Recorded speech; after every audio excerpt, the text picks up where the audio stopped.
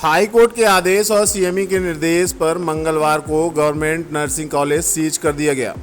College के साथ ही post basic BSc nursing की पढ़ाई कर रही नर्सों की मार्कशीट भी सीज हो गई। छात्राएं परेशान हैं। मान्यता जाने के बाद उन्हें न्याय नहीं मिल पा रहा है। 1.5 साल से पोस्ट बेसिक बीएससी नर्सिंग कर रही नर्सें विभाग की तरफ से यहां एजुकेशन लीव पर आई हैं। अलग अलग जिलों से आकर इस उम्मीद में पढ़ रही थीं कि जल्द ही पोस्ट बेसिक बीएससी नर्सिंग की डिग्री मिल जाएगी। हालांकि उनकी उम्मीदों पर पानी फिर गया है। 1.5 साल बाद भी इनरोलमेंट नहीं हुआ।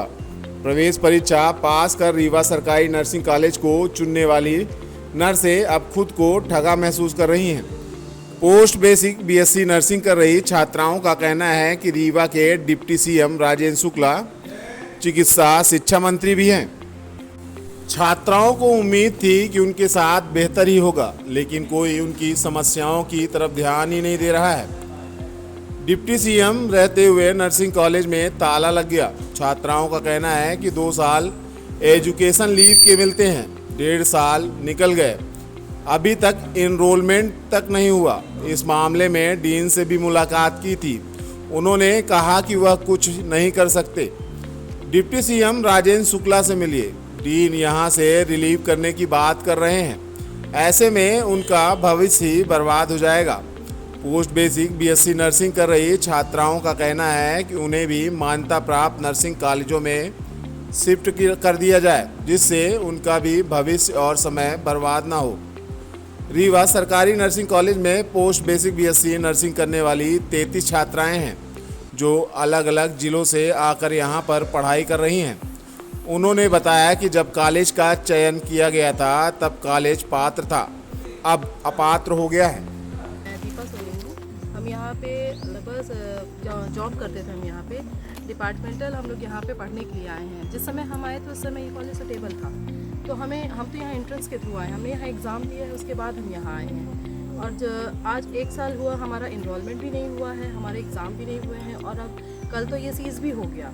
उसके बाद हमें बीच में पता चला कि अनसुटेबल हो गया। अब कल सीज़ हो गया, हमारे सारे ओरिजिनल डॉक्यूमेंट्स भी यहाँ जमा हैं।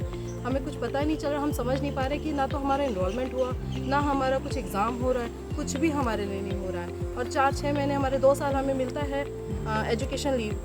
1.5 साल तो हमारे वैसे ही चले गए, 6-7 महीने बचे। अब उसमें बताइए हम क्या करें, हमारे पास कुछ भी नहीं बचा।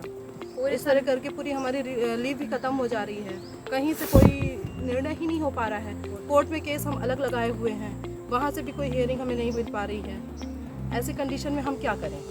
कोई भविष्य हमें समझ में ही नहीं आ रहा कि हम कहाँ जाएं, किससे बोलें। और पता सबको है ये बात, नर्सिंग कॉलेज के जो फर्जीवाड़े के जो चल रहे हैं आज कितने सालों से, सब सीबीआई जांच चल रही है, लेकिन हमारे लिए कोई कहाँ कुछ बोल रहा है। तब आप लोग कहाँ पर जाएंगे, किससे मुलाकात होगी? ये तो हम खुद भी नहीं समझ पा रहे हैं कि हम किससे जाएं। हमारे तो सब कुछ हमारे डीन है, हम तो उनसे मिले हैं अभी, तो उन्होंने कहा कि अभी अब तो सीज हो गया है, तब आप मंत्री जी से मिले हैं इस बारे में। क्या नाम है आपका?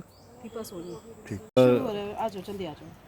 मेरा चंदा कोरी, मैं यहाँ पीवीएससी सेकेंड ईयर की स्टूडेंट हूँ, और कॉलेज हमारा जो अनसुटेबल था उसके तहत तो उसको लॉक कर दिया गया है। तो मेरा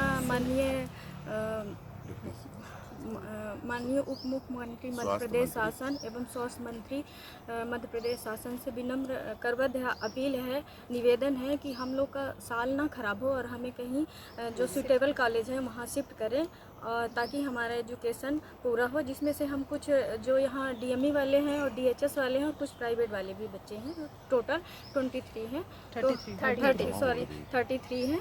तो मेरी विनम्र निवेदन है कि हम लोग को किसी सूटेबल कॉलेज में शिफ्ट किया जाए, ताकि हमारा जो एजुकेशन है वो कंटिन्यू हो।